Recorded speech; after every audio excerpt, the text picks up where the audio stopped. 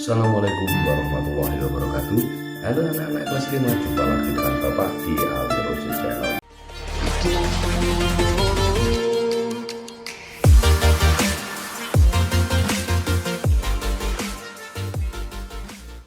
Pembahasan kita kali ini yaitu mengenai anak-anak. Selanjutnya kita masuk pembelajaran 2 pada halaman 132 di tema 1 subtema 3 pembelajaran 2 ini. Perhatikan gambar ini. Tangan-tangan dan kaki para pengrajin gerabah begitu cekatan dan terampil membentuk tanah liat menjadi gerabah-gerabah yang bernilai tinggi. Dari situ dapat kamu lihat betapa rangka dan otot khususnya pada tangan dan kaki mampu berfungsi dengan baik. Apa yang akan terjadi jika salah satu organ gerak tersebut tidak dapat berfungsi sebagaimana mestinya? Mari kita baca.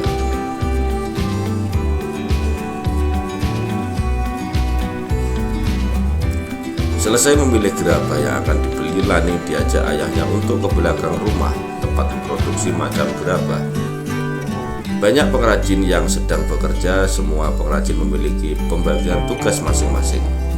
Ada yang membuat adonan dari tanah liat, ada yang mencetak, ada yang menjemur dan membakar gerabah-gerabah yang baru setengah jadi. Ada juga yang sedang mewarnai gerabah-gerabah yang telah kering. Pak, bolehkah saya mencoba membentuk gerabah? Pinta Lani kepada salah satu pengrajin. Memangnya kamu bisa, Lani? Goda ayah Lani. Ayah, semua kan perlu dicoba. Soal hasilnya dipikir belakangan, canda Lani.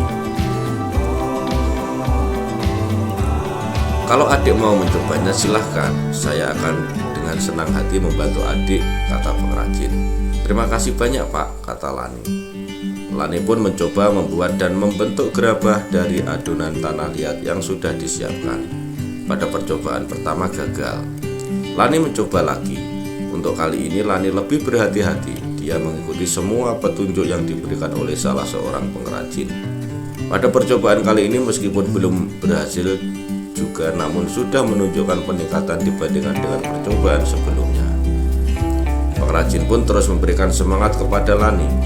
Lani pun makin terpacu mencoba dan mencoba lagi, hingga pada akhirnya Lani mengalami kelelahan. Namun Lani belum juga berhasil membuat gerabah yang bagus. Dik Lani, tahukah kamu penyebab kamu gagal membuat gerabah yang bagus? Ya, karena tangan dan kakimu kurang terampil. Pergelangan tangan dan jari jemarimu masih terlalu kaku dalam membentuk gerabah. Adapun kakimu kurang kuat dalam memutar alatnya, jelas pengrajin. Oh iya, begitu ya, Pak. Ternyata ada pengaruhnya juga ya, kemampuan dan keterampilan tulang dan otot untuk menghasilkan gerabah dengan bentuk yang bagus, kata Lani. Oh iya, betul sekali, Lani. Dalam setiap bidang diperlukan kemampuan dan keterampilan. Misalnya pengrajin yang terampil akan dapat menghasilkan gerabah yang berkualitas dan bernilai seni tinggi. Petani yang terampil akan dapat menghasilkan panenan yang melimpah. Atlet yang terampil akan terus berprestasi, jelas ayah Lani. Lani juga perlu diingat bahwa setiap gerakan dalam setiap kegiatan yang kita lakukan harus dilakukan dengan benar, agar tidak terjadi gangguan atau kelainan pada organ gerak kita. Jangan melakukan kegiatan-kegiatan yang terlalu membebani kerja organ gerak tubuh kita. Tubuh kita juga tidak boleh terlalu dipaksakan untuk bekerja sepanjang waktu. Ada kalanya tubuh kita, terutama organ gerak, memerlukan waktu untuk istirahat. Saatnya bekerja, kita harus bekerja dengan benar. Pada saat istirahat, kita harus beristirahat dengan benar pula, kata pengrajin. Coba kamu perhatikan pengrajin tua itu, kasihan sekali. Tubuhnya sekarang bungkuk. Pada saat mudanya dulu dia terus memaksakan tubuhnya untuk bekerja tanpa mempedulikan waktu istirahat. Sejak muda dia sudah menjadi pengrajin gerabah. Waktunya dihabiskan untuk selalu duduk membungkuk membentuk gerabah-gerabah pesanan. Dia pengrajin yang rajin dan bekerja keras, namun sayangnya dia melupakan waktu untuk istirahat. Pada akhirnya kini tubuhnya menjadi bungkuk, kata pengrajin. Benar sekali Lani, tulang pengrajin itu telah mengalami kelainan atau gangguan sehingga tidak bisa lagi bekerja sebagaimana mestinya, tambah ayah Lani. Ayu mengamati. Macam-macam kelainan pada organ gerak pasif atau tulang. Fraktura, patah tulang. Diperhatikan, tulang patah. Kalau dalam bahasa Jawa, belunge tugel. Kelainan pada tulang akibat kecelakaan baik kendaraan bermotor ataupun jatuh dibedakan menjadi dua. Fraktura yang tertutup, jadi patah tulang yang tidak sampai merobek kulit. Yang kedua adalah fraktura yang terbuka. Tuh. Jadi ada dua patah tulang. Selanjutnya adalah osteoporosis, kelainan pada tulang yang disebabkan karena adanya pengeroposan tulang. Ini gambarnya.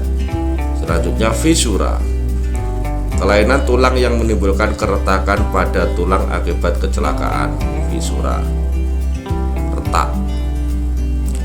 Selanjutnya lordosis, kelainan tulang karena sikap duduk yang salah sehingga tulang belakang melengkung pada daerah lumbalis. Hal ini akan mengakibatkan posisi kepala tertarik ke belakang. Bahasa Jawa ini ngedek. Skoliosis, kelainan tulang karena sikap duduk yang salah sehingga tulang belakang melengkung ke arah samping kiri atau ke samping kanan menyebabkan bengkok membentuk huruf S. Selanjutnya lagi kiposis, kelainan tulang karena sikap duduk yang membungkuk sehingga tulang belakang membengkok ke belakang. Selanjutnya Ayu berkreasi, bisa dilihat dalam buku kamu. Sekarang ini Ayu mencoba. Ayu mencoba. Anak, ini ada bacaan. Silahkan dibaca di buku tematik kalian ya. Di sini seperti biasa tugas kamu adalah menentukan ide pokoknya. Jadi langsung saja Bapak kasih jawabannya. Ide pokoknya adalah ini. Bisa kalian baca sendiri ya. Ide pokoknya ini. Sudah ya. Nanti kalau kelamaan bisa kamu post. Itu ide pokoknya. Kita lanjutkan.